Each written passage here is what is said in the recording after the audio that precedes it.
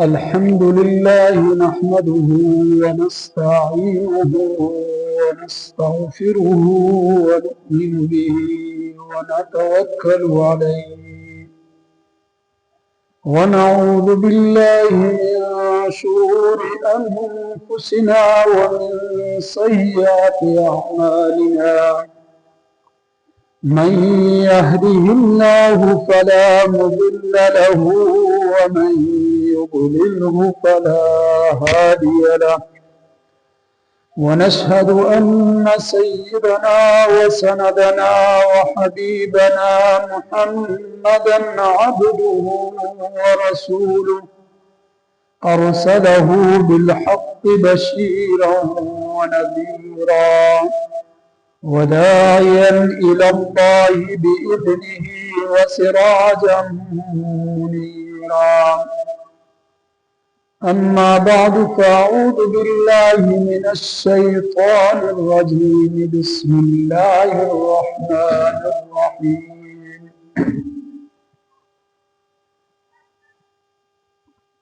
ولتكملوا العدة ولتكبروا الله على ما هداكم ولعلكم تشكرون وقال تعالى في مقام آخر لينفق ذو سعة من سعته ومن قدر عليه رزقه فلينفق مما آتاه الله صدق الله العظيم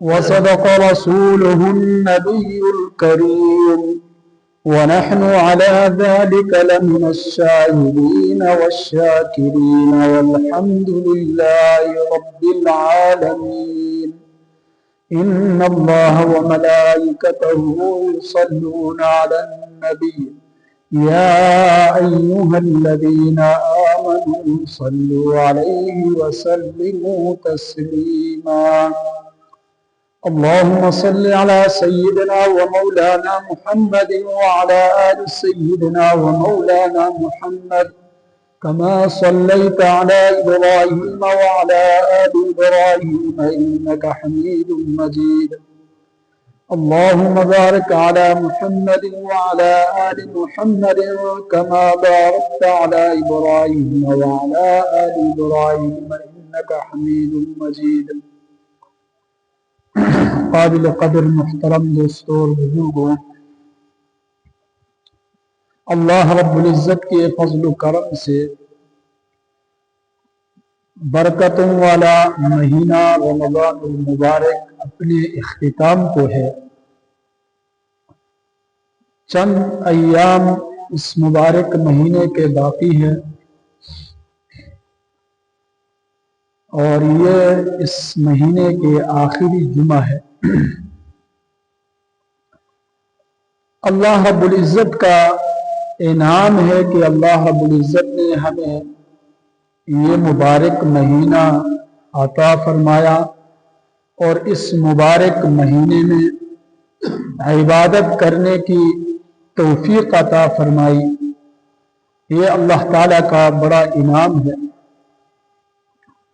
ورنہ ایسے لوگ بھی موجود ہیں جن کو اللہ رب العزت نے یہ مہینہ دیا لیکن انہوں نے اس مہینے کی قدر نہیں کی، اور ایسے لوگ بھی موجود ہیں جنہیں اللہ رب العزت نے یہ مہینہ عطا فرمایا لیکن اس کے ساتھ انہیں کوئی ایسے پریشانی، مصیبت یا بیماری لاحق ہو گئی، وہ اس مہینے میں عبادت نہیں ادا کر سکے۔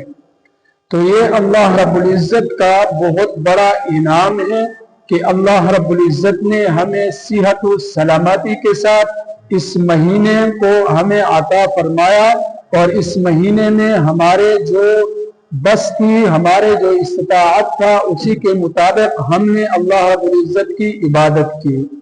اب اللہ رب العزت سے درخواست یہ ہے کہ اللہ رب العزت ہماری اس عبادت کو اپنے ہاں قبولیت عطا فرمائے اور ہمارے عبادتوں کو قبول فرمائے اور ہمارے کمی کوتاہیوں پر درگزر فرمائے۔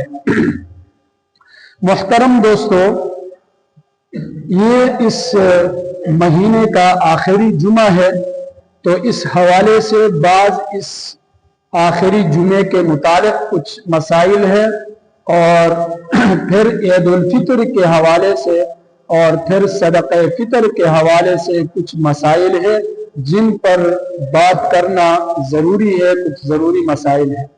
سب سے پہلے اس جمعے کے بارے میں جو عوام میں مشہور ہے اور عوام میں یہ بات ہے کہ یہ آخری جمعہ ہے، جمعۃ الوداع ہے، اس کی بہت اہمیت ہے، تو عوام میں یہ مشہور ہے کہ یہ بڑی فضیلت ہے اس دن کی۔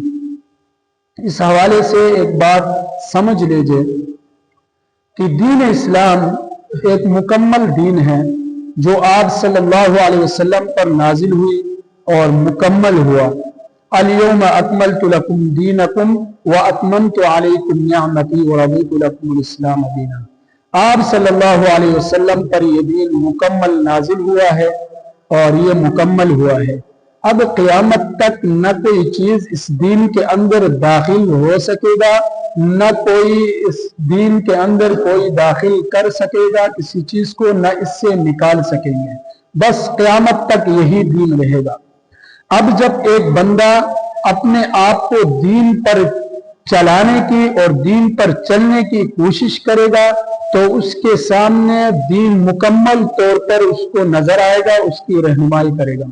اب اس رہنمائی کو حاصل کرنے کے لیے آپ کے لیے اللہ کا کتاب قرآن مجید ہے، اور اس کے بعد آپ صلی اللہ علیہ وسلم کے احادیث ہے، آپ صلی اللہ علیہ وسلم کی سیرت اور کردار آپ کے سامنے ہیں، آپ صلی اللہ علیہ وسلم کے اقوال ہیں، افعال ہیں، آپ ان کو دیکھ کر آپ دین سیکھ سکتے ہیں۔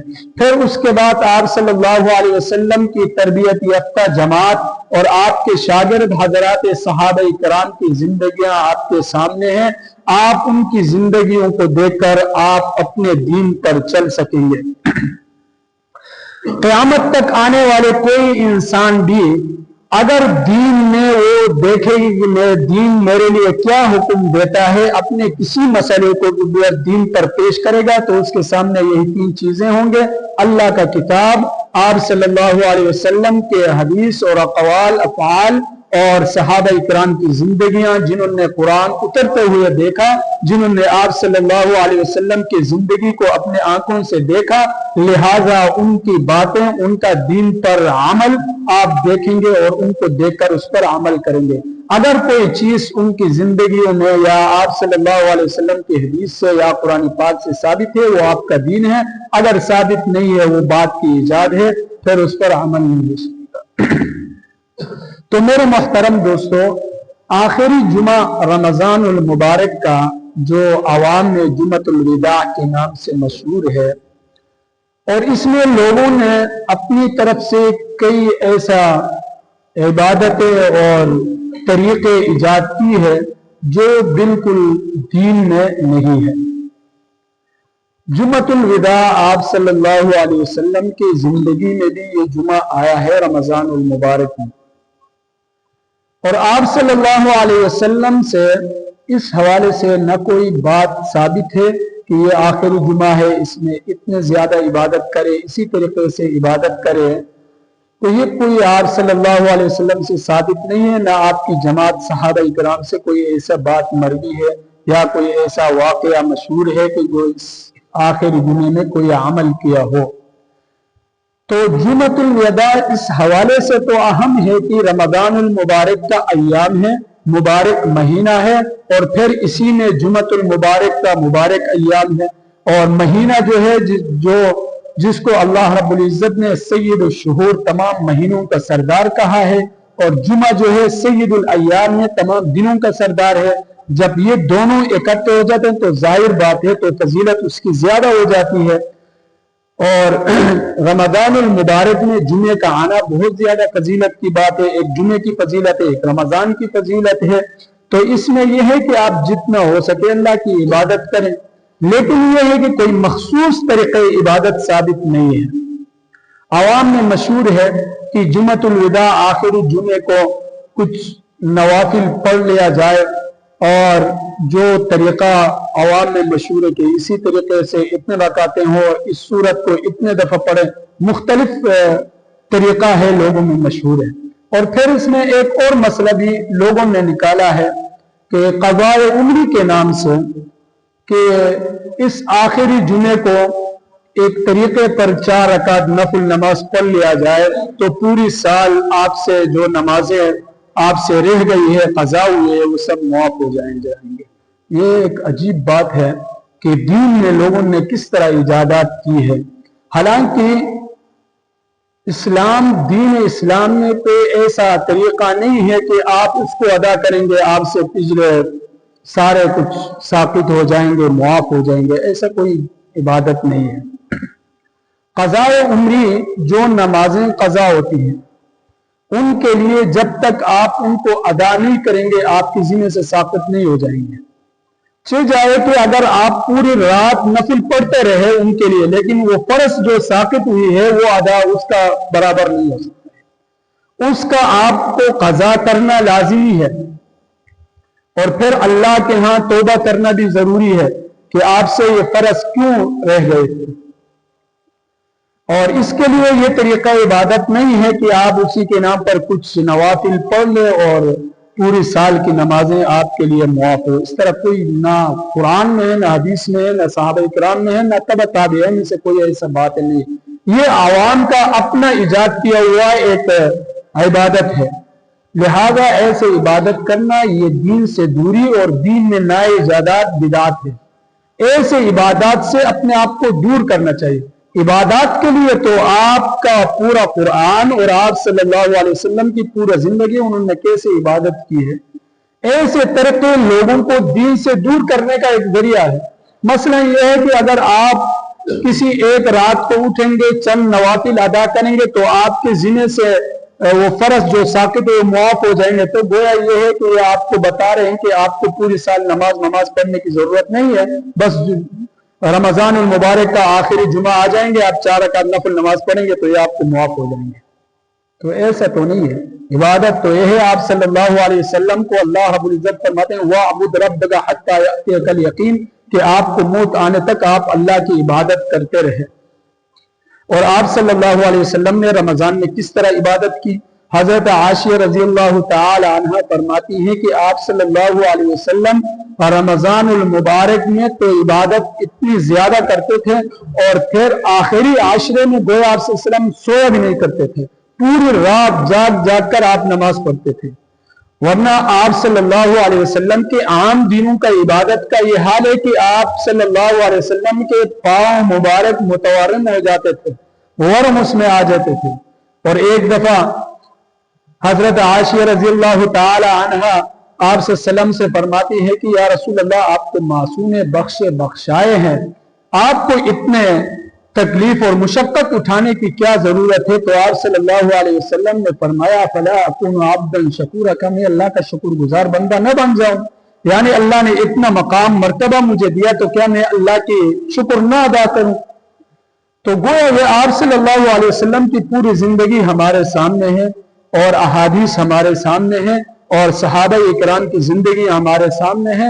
تو ایسے چیزیں جو آج کل جو عوام میں مشہور ہوتے ہیں، ان چیزوں کا کوئی اصل نہیں ہے، بے سند باتیں ہیں۔ اور آج کل تو اس کا بہت بڑا ذریعہ سوشل میڈیا کے ذریعے میں لوگ شیئر کرتے ہیں ایک دوسرے کو کہ اتنی نمازیں پڑھو، آخری جمعۃ الوداع ہے، اتنے نمازیں پڑھو، اتنے گناہ معاف ہو جائیں گے، ایک دوسرے کو شیئر بھی کرتے ہیں اور بڑے دھوم دھام کے ساتھ، حالانکہ بعد میں تحقیق نہیں کرتے ہیں آیا یہ بات کسی کتاب سے کسی حدیث سے ثابت ہے یا نہیں ہے، تو اس کا تفصیل نہیں پوچھا، بس جیسا آپ کے پاس آیا آپ دوسرے کے ساتھ شیئر کر دیا۔ تو میرے محترم دوستو، اس حوالے سے آخری جمعۃ الوداع جو ہے اس کی کوئی فضیلت ایسا بیان نہیں ہوا سوائے اس کے کہ جمعے کا فضیلت اور رمضان المبارک کا فضیلت ہے۔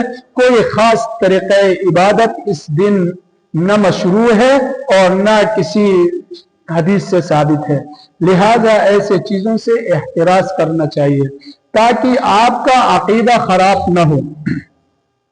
تو میرے محترم دوستو، तो इस चीज़ से भी एहतिराज होना चाहिए। और दूसरा ये है कि लोग इस आखिरी जुमे को ये भी करते हैं कि सलात तस्बीह की जो नमाज है वो भी इस दिन पढ़ने का अहतमाम करते हैं।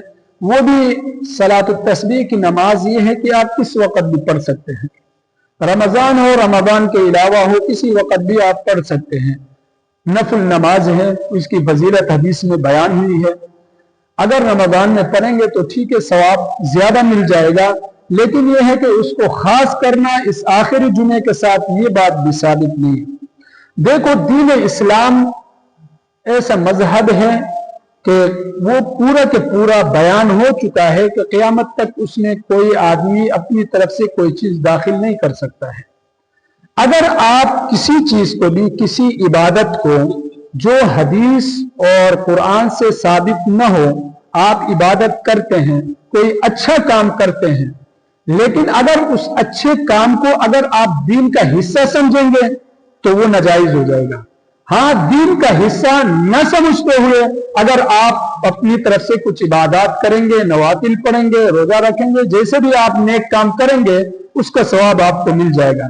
लेकिन दीन का हिस्सा समझेंगे तो फिर ये गोया आप दीन में नए इजादात पैदा कर रहे, नए बिदअत पैदा कर रहे, तो फिर ये ठीक नहीं होता है, नाजायज होता है। तो इस हवाले से जो चीज कुरान और हदीस से साबित है वो चीज आप करें। अगर कोई चीज अहादीस से साबित न हो, अच्छा काम है आप कर रहे हैं, लेकिन दीन का हिस्सा ना समझे उसको, वो दीन का हिस्सा नहीं है, आप अपनी सवाब के लिए कर रहे हैं तो ठीक है, नहीं कर रहे हैं तो नहीं कर रहे। तो मेरे मोहतरम दोस्तों, ये जुम्मतुल विदा का भी यही हाल है। तो इस आखिरी जुमा है, इस हवाले से कि जुमे का दिन है और रमज़ानुल मुबारक का मुबारक महीना है, और फिर आखिरी जुमा है, जो रमज़ानुल मुबारक का आखिरी जुमा है। अगले रमज़ानुल मुबारक में जो जुमा आएंगे तो पता नहीं कि अल्लाह पाक उस वक़्त तक जिंदा रखता है या नहीं रखता है, कोई पता नहीं। इस हवाले से आप बगैर जरूरी समझते हुए इबादत करते हैं, जिक्र अज़कार करते हैं, तिलावत करते हैं, वो तो ठीक है, लेकिन इस तरह क़ज़ा उम्री वगैरह के नाम पर मखसूस तरीके पर इबादत करना ये जायज नहीं है, ये बिदअत है। और इसके बाद दूसरा मसला सदक़ा फितर का है। उलमा फरमाते हैं, फुक़हा ने लिखा है कि ज़कात के दो किस्में हैं। एक माली ज़कात जो मखसूस निसाब पर आपको अदा करना होता है, वो माल की ज़कात है। एक बदन की ज़कात है, आप अपनी बदन पर ज़कात निकालेंगे, वो बदन के ज़कात जो है वो सदक़ा फितर है। सदक़ा फितर, फितर का माना है तोड़ देना, क्योंकि ये ईद के दिन ये अदा किया जाता है और ईद जो है वो रोजा मुकम्मल हो जाता है और उस दिन इफ्तार होता है, इसलिए इसको सदक़ा फितर कहा जाता है।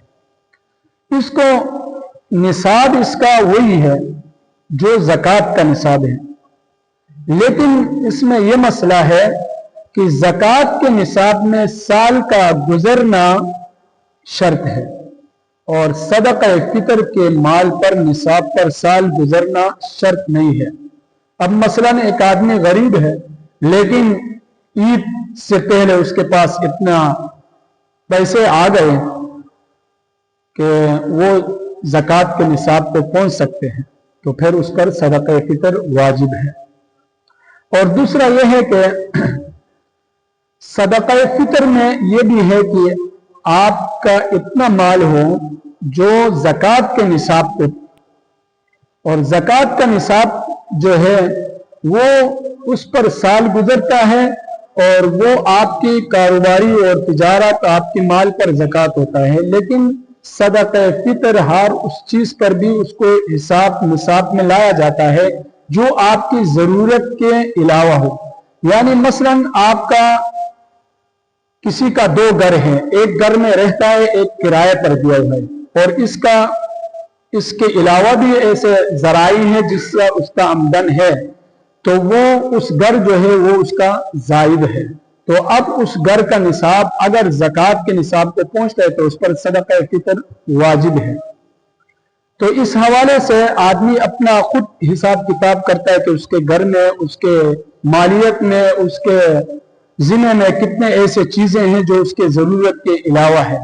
लेकिन जरूरत के अलावा में ये शर्त है کہ وہ آپ کے ذرائع آمدان نہ ہو. یعنی ایک آدمی کا دو گھر ہے، ایک گھر میں رہتا ہے، دوسرا گھر کرائے پر دیا ہے، لیکن اس کا گزارا اسی کرائے پر ہوتا ہے، تو یہ تو ضرورت ہو جائے، ضرورت کے علاوہ نہیں ہو گیا.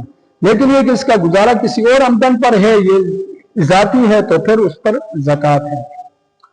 اور دوسرا یہ کہ صدقہ فطر عید کے دن عید کی نماز سے پہلے ادا کرنا یہ واجب ہے. اگر کسی آدمی نے عید سے پہلے ادا نہیں کیا تو عید کے بعد بھی ادا کر سکتے ہیں، لیکن عید سے پہلے ادا کرنا اس لیے ضروری ہے تاکہ وہ لوگ جو غربا فقراء مساکین ہیں وہ عید کے خوشیوں میں آپ کے ساتھ شامل ہو سکتے ہیں. اب صدقہ فطر ادا کرنے کا دو مقصد ہیں.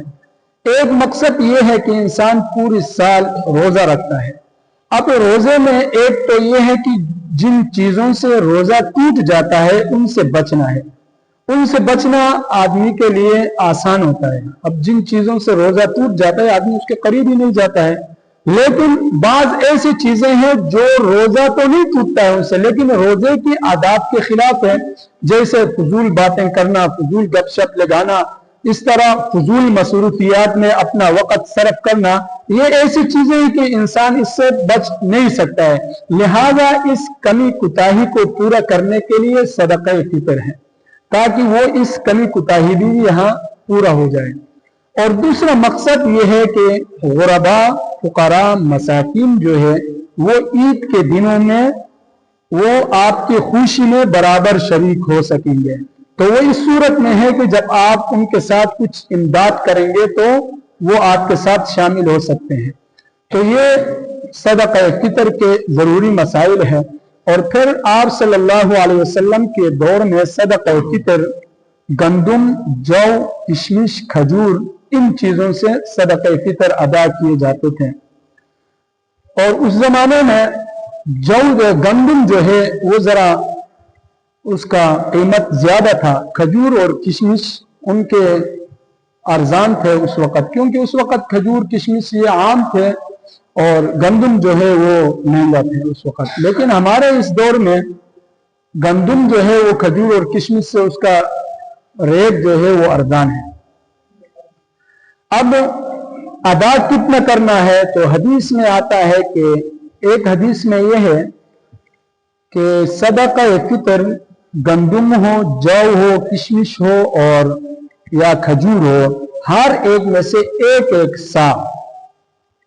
یہ ایک حدیث ہے. اور دوسرے حدیث میں یہ ہے جو عبداللہ ابن عمر رضی اللہ تعالی عنہ کی حدیث ہے، وہ کہتے ہیں کہ ہم صدقہ فطر گندم سے 2 مد جو ہے وہ صدقہ فطر ادا کرتے تھے. 2 مد تقریباً یہ نصف سا بنتا ہے. اس لیے احناف کا مسلک یہ ہے کہ اگر گندم سے ادا کی جائے تو نصف سا ہے. نصف سا تقریباً 2.25 کلو بنتا ہے. اور اگر کھجور کشمش جو کا ہو تو پھر اس کا 1 سا دیا جائے. 1 سا اس دور میں 3.5 کلو بنتا ہے. تو گویا اگر آپ جو کھجور کشمش سے ادا کریں گے تو 3.5 کلو، اگر گندم سے ادا کریں گے تو 2.25 کلو حساب سے آپ ادا کریں گے. پھر یہ ہے کہ جن لوگوں کو اللہ نے وسعت دی ہے تو وہ صرف گندم پر اکتفا نہ کریں، وہ جو کشمش اور کھجور کے حساب سے اپنا صدقہ فطر ادا کرے، کیونکہ اس میں غریب کا بلا ہے. جو فقراء مساکین ہیں اس کا بلا اس میں ہے کہ جو صاحب وسعت لوگ ہیں وہ کھجور اور کشمش کے حساب سے اپنا صدقہ فطر ادا کریں. یہ نہیں ہے کہ اللہ نے آپ کو وسعت دی ہے، آپ کو مال و دولت سے نوازا ہے تو آپ اور ایک عام فقیر کا صدقہ فطر برابر ہو جائے. یعنی ایک عام آدمی فقیر بھی اپنا صدقہ فطر گندم کے حساب سے دیتا ہے اور آپ کروڑپتی ارب پتی ہے، اللہ نے آپ کو دی اور آپ بھی گندم سے دے رہے، تو آپ میں اور اس میں فرق کیا ہے؟ لہذا جن کو اللہ نے وسعت دی ہے وہ کھجور اور کشمش کے حساب سے اپنا صدقہ فطر ادا کریں. لِيُنْفِقْ ذُو سَعَةٍ مِّن سَعَتِهِ وَمَنْ قُدِرَ عَلَيْهِ رِزْقُهُ فَلْيُنْفِقْ. یعنی جن کو اللہ نے قدرت دی ہے، رزق دی ہے، ان کے لیے وہ خرچ کرے مما آتاہ اللہ، جو اللہ نے ان کو دی ہے مال، وہ اللہ کے راہ میں خرچ کرے زیادہ سے زیادہ جس میں غریب کی بلا ہو. تو یہ تھے صدقہ فطر کے کچھ مسائل اور جمعۃ الوداع کے کچھ مسائل. اللہ رب العزت ہمیں اس پر عمل کرنے کی توفیق عطا فرمائے. اور انشاءاللہ پیر کے دن اگر عید ہوا تو ہمارے ہاں عید کی نماز 7:15 بجے ادا کی جائے گی ہمارے مسجد میں، یعنی پابندی وہ بجے با اختر مطبع کو انشاءاللہ.